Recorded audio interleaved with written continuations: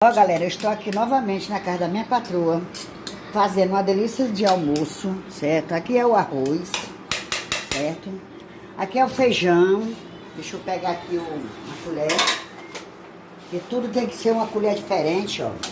Aqui é o feijão, certo? Aí aqui é o macarrão, certo? Aí aqui é tanto, morde as moscas, né? Que você sabe que tem muita bactéria no meio do mundo. E a gente tem que tampar as panelas, morde as bactérias, né? Aí então, aqui eu tampo as panelas, aí vamos aqui pro frango. Aí o frango, ó, eu vou fazer estrogonofe, ó.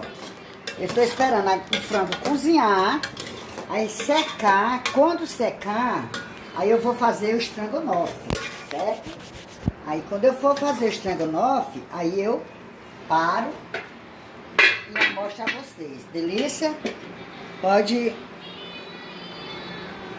parar.